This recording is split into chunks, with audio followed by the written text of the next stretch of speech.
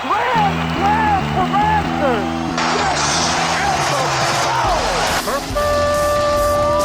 It's time for Blessed to Play on EWTN Radio, uncovering the role that faith plays in the lives of sports professionals from around the country. And now, here's your host, Ron Meyer. Meyer, score! My guest today is a Major League Baseball catcher/infielder. Austin Nola played for the Seattle Mariners, also the San Diego Padres, spent some time in the Kansas City Royals organization, is a free agent currently, so we'll see where he lands. If the name Nola sounds familiar, well, his brother Aaron Nola is a pitcher for the Philadelphia Phillies, so we'll talk all things Nola and the talent that goes through this family. But joining us today is Austin Nola. Austin, so great to have you on Blessed to Play. Thanks, Ron. I appreciate it. I'm very blessed to be on it. Thank you. Well, this is an interesting journey that you have had. You were drafted by 3 teams, which is, I think, unique. But growing up in Louisiana, I'm sure the climate is conducive for baseball. But just talk about your love for the game. Yeah, I grew up in Louisiana. Just baseball, was in the blood. Just had a love for it. I just had the love to spend time in it and work at it. And, even when I was a kid, I could remember times being in the cage and by myself hitting or throwing into a net by myself. I was like, it's kind of a little screw loose for this game, and still continue to have a little bit of that screw loose. So you attended Catholic high school, and you had to make a decision, right? So you were drafted by the Colorado Rockies out of high school in 2008. You declined their offer, and instead you committed to play college for LSU, a storied program right there in Louisiana, a number of World Series championships. Tell us why you went to go play for the Tigers. I grew up right down the street. I grew up going to those baseball games, especially whenever it was in the 90s when the LSU was winning every national championship, it felt like. It was like a matter of a time, basically. I know I'm going to go play there. And when Major Leagues came calling, it didn't even cross my mind to go, to the draft. It was kind of like a favor they did. The Colorado Rockies had a good relationship with the scout, and he said, "You know what? We're going to draft you." And he knew I wasn't going to go play, professional baseball. Yeah. So I was going to start my career right down the street, and the rest is history. 4 years, I spent every bit of time I could on that campus. Yeah, so pro baseball was really dangling a carrot. In fact, you were drafted your junior year in 2011, this time by the Toronto Blue Jays, and you declined their offer and decided to finish your college career. Tell us why.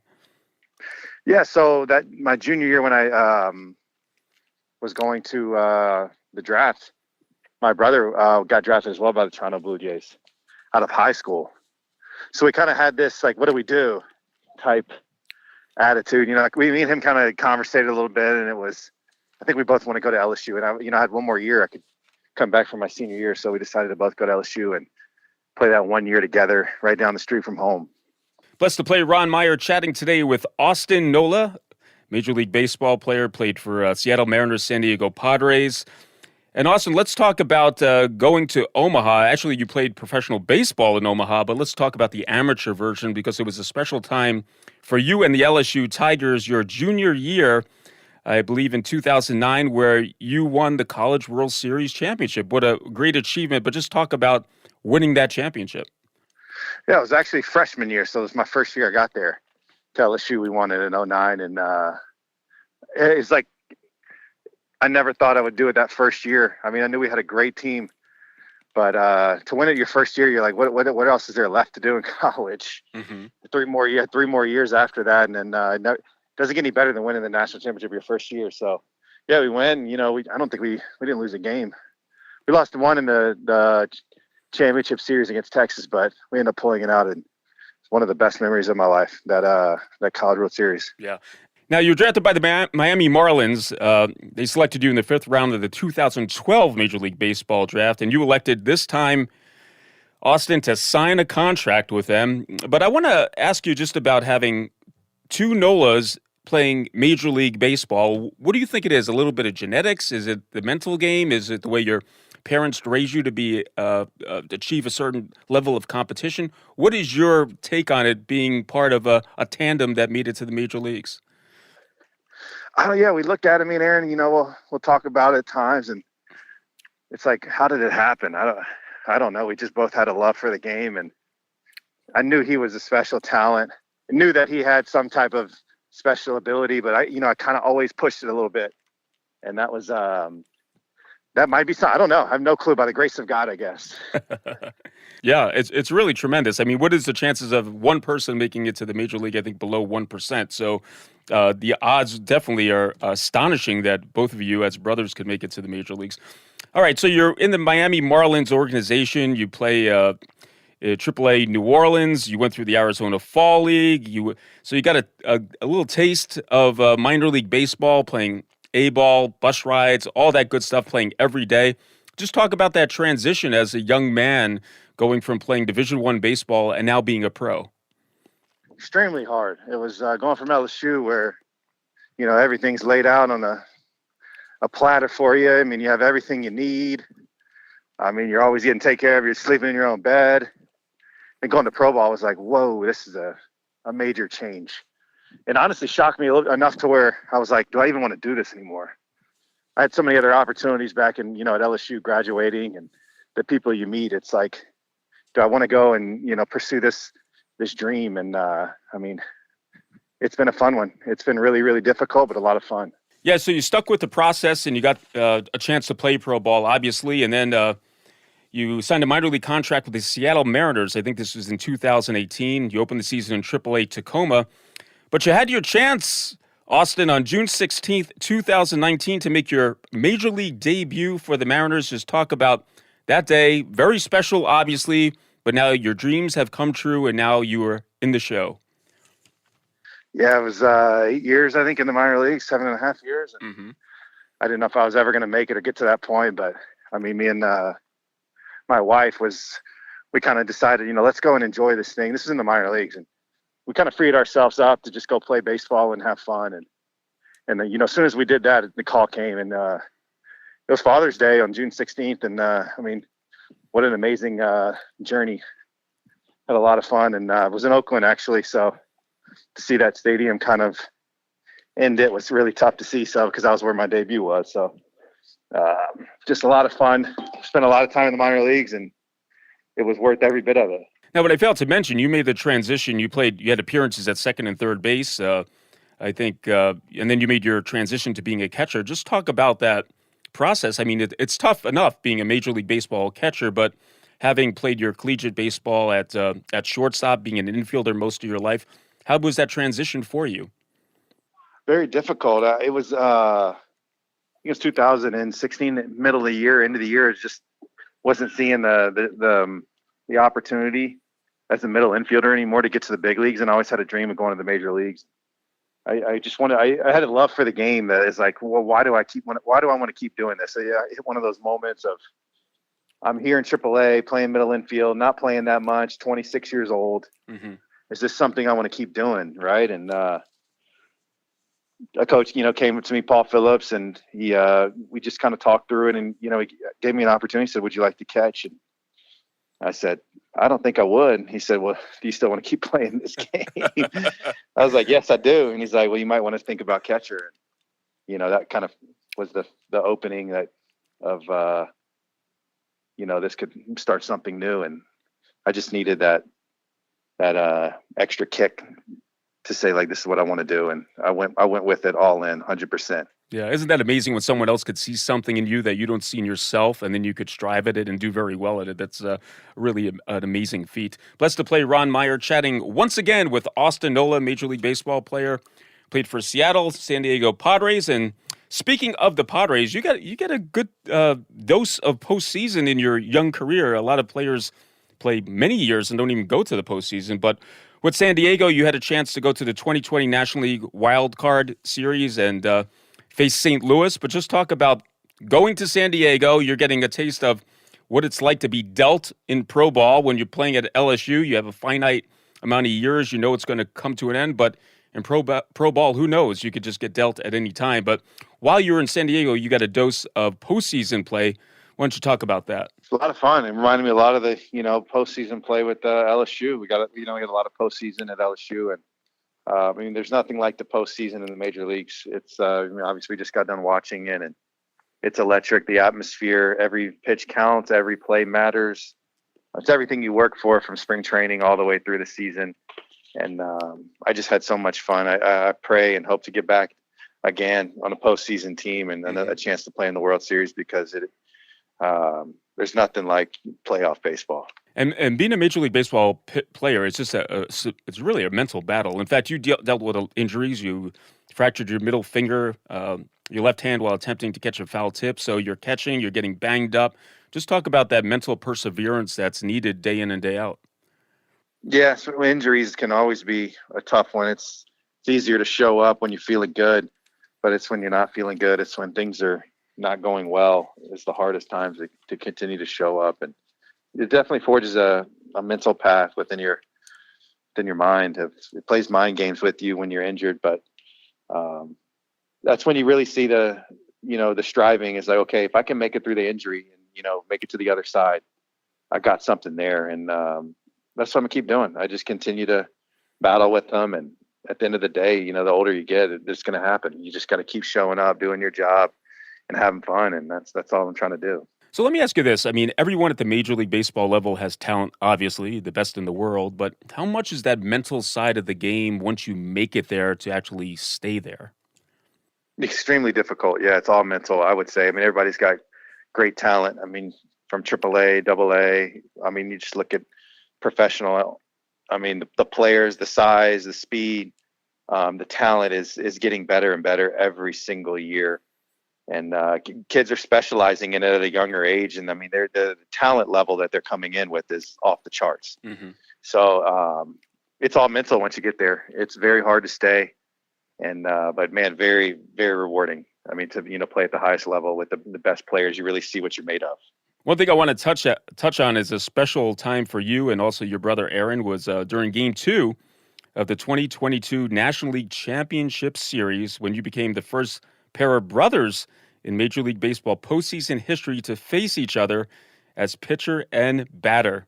Talk about that. That had to be a very special time for both of you. Yeah, it was. We had so much fun. Me and Aaron, it was a blast.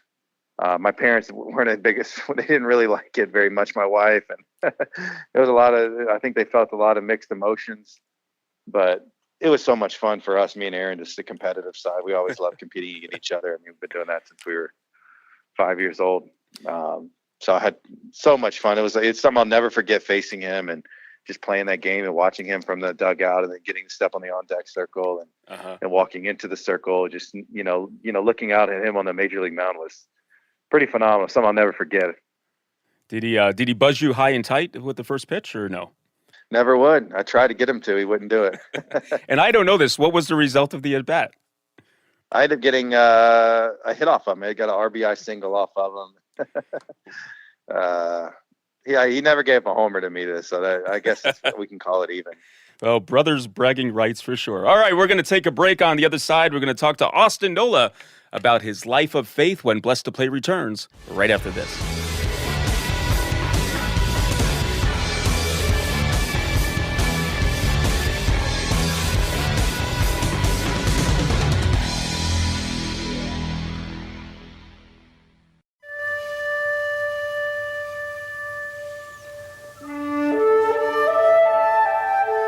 Glory be to the Father, and to the Son, and to the Holy Spirit, as it was in the beginning, is now, and ever shall be, world without end. Amen.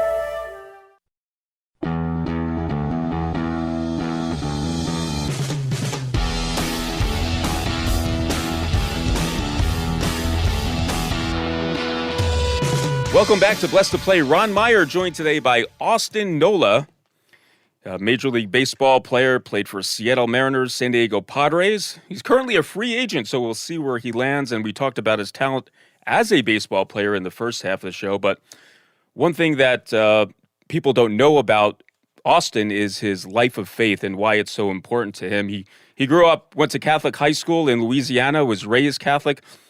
But Austin, there had to be a time when the Catholic faith and your faith in God became a very important part of your life. Tell us how that came to fruition. Yeah, it was. I went to Catholic schools growing up, all the way from pre-K through 12th grade. It was ingrained in me, and I'm very thankful for my parents and all the support, people of faith in my family and around the family, friends that, really pushed me to stay in it, to stay with my faith, and, just give yourself a chance for God to call you. And that's what they helped me out, was just gave me a chance, even through the ups and downs, and through the times where, when you're going to Catholic schools, at times you feel like it's being forced on you or pushed on you, and you're like, I'll never, go to church when I don't have to do it, right? Because your parents are always, you got to be up for church. We're going at 8:00 in the morning, and you're fighting them, So you just, by the grace of God and by the, good people and around me, kept pushing me to, keep going to mass. And we all know that, through the Catholic faith, the mass is the way to Jesus Christ. And it's been an amazing journey. He just continues to pull me through his body and blood. And especially my connection with the Blessed Mother and the Rosary it's just been an amazing journey. Yeah, and I know you do holy hours, and you have a friend of yours who is another professional baseball player that you go to church with, and you kind of talk about the faith and sharpen each other. I would think it would be tempting. You have a lot of access now. You're making money. You're a Major League Baseball player, to get so distracted where faith is put on the back burner, but you seem to keep it on the front burner as something that's very important to you. Is that a constant thing you try to do daily to get that priority straight? Yes, I think a lot of it is letting go of the control. I think we talk a lot as baseball players of letting go, of letting the game come to you, trusting in your ability, trusting your eyes, trusting, what your work.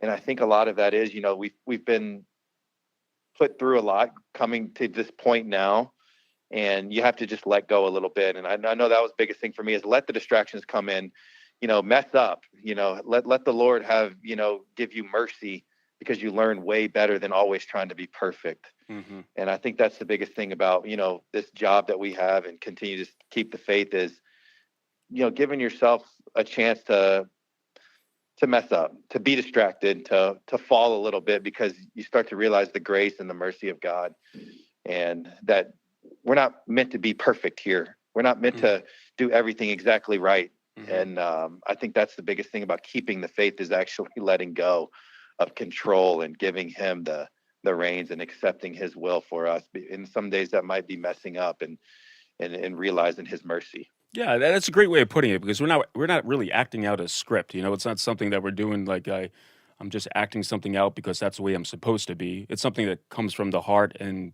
you grow and mature like you do when you're a boy to an adult. You grow and mature in the spiritual life as well. And let's talk about that, because I know some of your practices just to keep solid in your spirituality are something that you do daily. Maybe you could share some of those things that help you grow spiritually and keep you grounded. Yeah, the Rosary has been kind of my main staple. Praying the Rosary once a day. I feel like that is such a spiritual act, the meditative state, a chance to really fight off the distractions, because it's a way that you can get into that, 15 to 20 minutes of prayer and not be distracted, because there's going to be distractions when you walk away from the Rosary and walk away from that holy hour and that time you spend with God. But it's a spiritual practice that has really helped me a lot. And then taking time to read the Bible a little bit in the morning. I always like to pair those two together, the Rosary and the Bible. And then I started doing fasting middle of the week and going to mass on the day of fasting. So those practices really strengthen, the resolve to stay in it, to trust in God, let him take care, especially when it gets hard, is a little bit of self-denial, self-control, and trusting in him and accepting his will, and having a little bit of pain. It always helps, for me at least. Blessed to play Ron Meyer. We're chatting today with Austin Nola, Major League Baseball player with the likes of Seattle Mariners, San Diego Padres. And Austin, I've been in a Major League Baseball clubhouse. I know the environment. I know there's a Catholic mass that's being said, but there's a strong non-denominational part of that as well, non-Catholic. But how do you remain strong in your Catholic faith with all the other elements of the other Christian faiths being pushed on the Major League Baseball players? Yeah, we're blessed in Major League Baseball to have Catholic Mass in every one of the 31 or 32 teams, 30 teams maybe. Every team has it, I believe. We have a very good Catholic athletes in action group, and to be able to go to Mass on Sundays and go play a game right after is one of the greatest blessings of Major League Baseball. Is you get to go to Mass with your fellow teammates, and then you get to go play a game after. I mean, there's nothing better than that combo right there, is to go to Mass in the morning and go play a Major League Baseball game in front of 40,000 people. I think just having that ability to go worship God in any way has been amazing. And, non-denominational or Catholic, we all get a chance to do it. And by the grace of God and by his mercy, he continues to give it to us no matter what denomination. And I'm just so blessed to be able to have the body of Christ on a Sunday, right before a game. I think that's just been such an amazing, I would say, honor and blessing to have that, because I would say that that's the one thing that we take for granted as Catholics at times, is to receive that body and blood of Christ every day, when, at the drop of a hat through the Mass. Yeah, so you're having this great event that's happening, the most important event happening right before you step on the field. And like you said, there's 40 to 50,000 people you're playing in front of. And really the most important event was the time that you went to Mass, not so much the game that day, which is kind of a great analogy there of the importance of your day. But like you mentioned, the Catholic Mass is now set at, I think, every Major League ballpark, and it's open for the players to attend and staff as well. So they all worship together at that certain time. I want to ask you about your teammates, and just, I know that the Major League Baseball culture now is so diverse. I mean, there's a lot of Latin American players, players from all over the country, different backgrounds, different faiths. It's an interesting, just being in a Major League Baseball clubhouse and meeting people from all over the world. Talk about that interaction with these different cultures. Yeah, it sharpens you to see how guys grew up, from different countries, parts of the United States, overseas. It's really cool, because we're all longing for something more than what we're doing on that field. You're so right on. The most important part of our day at times is that Mass in the morning, or that quiet time you spend with God, in that meditative state, that prayerful state of just letting go of the distractions and just being present. And I think a lot of guys, the culture we're starting to see is everybody wants that. I mean, you're getting all these new apps of meditation apps and all these spiritual type practices of stretching and yogas and nature. You're getting you're starting to see a lot of guys dive into it, because it's calming their brains before they go out and the chaos happens on the field, and you're wanting to perform well. So it's just another sign that God is in everything, and that he is working his way in any way, to get through all of us, in the distracted world, through money and all the, things that plague us as human beings in our lives.